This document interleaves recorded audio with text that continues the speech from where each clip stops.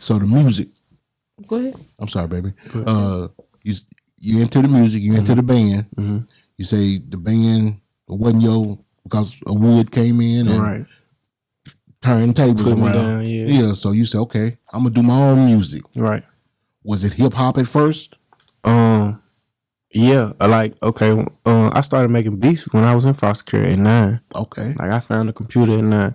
When what's crazy is the home that I moved in with my sister, I could never leave out the room because it was an all girls home. Yeah. So the only time I could leave out was to go to school and to really go back into my room after I came from school because I couldn't be out when the girls was out.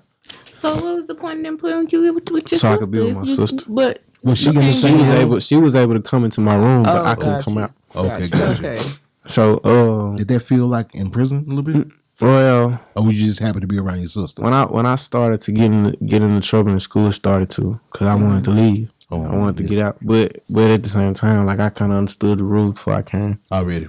So around all these girls, yeah, you get to that age where you may want to touch a girl, right? You can't have you around. But that would get the person that's running the home in trouble. Oh, yeah. I really wasn't even supposed to be there. I feel you on that. And I'm gonna give her a shout out. Shout out to Miss Vivian Boston. That's the only woman that's never touched me. Shout out, Miss. Wow. Yeah. You said the only woman. So, of all your years in foster care, you said from a baby on. So back as far as you can remember, how many times you think? As in, like me being in the system? Mm-hmm. Like moving around. Oh, I started off in Georgia. My first time moving was from Georgia to Arizona. Mm-hmm. That was from 10 to 11. Then from 11 to 12, I moved to Big Springs, Texas. And then from 12 to 13, I moved to Chicago. Then I moved to Memphis.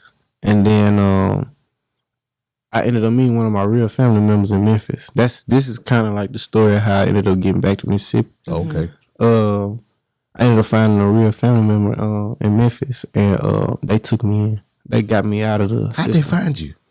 They recognized my daddy face in me. Wow. Yeah, when I was going to a museum trip, my cousin, he walked up to me and was like, "Oh, you OT, son?" And I remember from the paperwork when I finally realized that I was in foster care, my daddy had been in jail a lot of times. So I always seen his name, Ontario Smith. My name is Alexander Smith. So like when he said OT, Ontario, so I put that together. Like, oh yeah, I'm OT, son. He was like, "Man, you look just like your daddy. Where your daddy at?" And he didn't know. He didn't know about the foster care. He didn't know nothing. So I gave him the rundown. He couldn't believe it.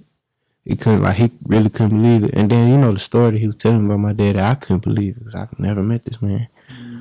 Was he telling you wild stories, good stories? Great stuff. Wow. He was telling me my dad liked music, and that's really kind of what really drew me towards it a little bit more.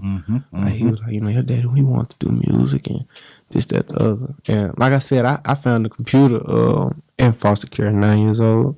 Living in the all girls home, they had a computer in that room that the foster home maiden lady was keeping, and she never used it. And for some reason, I don't know if she had it from an ex or something like that, or an ex-boyfriend or something that was making music, but it had FL Studio on there. Wow. And when I found it, I opened it and I heard that beat. They got a demo beat that come on there in the beginning. When I heard it, I fell in love with it. Like, I didn't want to get off the program. I stayed in the room. You taught yourself? Yeah. Yeah. That's badass. Yeah. That's that genius shit. That's that genius, man. I'm telling you. So how did it feel to find out that you and your daddy had some of the same stuff in common, even though you hadn't been around him? At first, it mattered to me because I wanted to be like him, but I didn't really know who he was, so I stopped caring. I always said to myself, if he ever seen me, he got to see the version of him that he wanted to be. Yes. Yeah. You gonna do that. Yeah. I feel you on that. I'm doing it. Have you seen him? Yeah, I have. I have seen him before. Had a conversation? Yeah, I have had a conversation. It just didn't go the way I expected. How old were you when that happened? I was 15. What happened? What happened was he had a real bad history of like abusing people and stuff like that. And at the time when I was really just getting a chance to meet him, he was doing what he needed to do in a way. Like he'll come and see me and we talk and you know, but it just it didn't even feel like he was really trying. And you know, he kind of taught me how to be a little bit more stronger with the sacrificing time from your kids because, you know, at the same time, like I said, me being an adult, I had to understand what he was going through. Yeah. You know, he was trying to get himself together and he didn't have that. Yeah. He didn't have that. So I could see, especially his generation of like, you know, the men back then just, you know, they had the stigma of not being a good father. So, for sure. So it just, I had to be understanding of that time, like that time period he was in, or, you know, what made him be like that.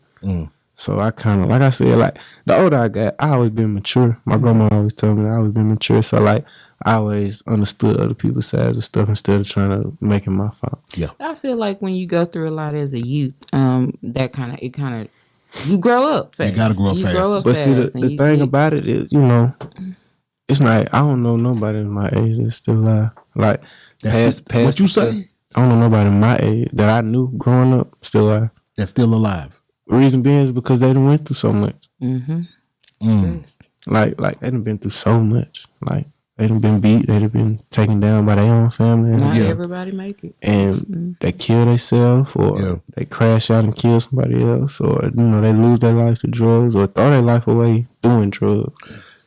The generation that you are, you told me how old you were. I hear that a lot, you know, especially in the suicide rate. Yeah. Yeah, it's bad. I just don't get it. I mean, I get it, but I don't get it, you know. See, the thing about it is people don't know God. They don't know Say God. it again. People got too woke. They don't know God. Yeah, like you got to have a level of fear For real. to not kill yourself. Oh, yeah. I grew up thinking if I kill myself, I'm going straight to hell. Hell. You know what I mean? Going straight there. And I'm like, don't want to go there, so that's not an option. Hey, it's your girl Jazzy K from Super Tight TV. We want to thank everyone who's been watching and subscribing. And if you enjoy this content, please hit the notification bell so you can be notified every time we drop a new video. Know I'ma get some game tuned in with Super Tight. Yeah, I get the low from Big Bobo from the front seat, not no photos.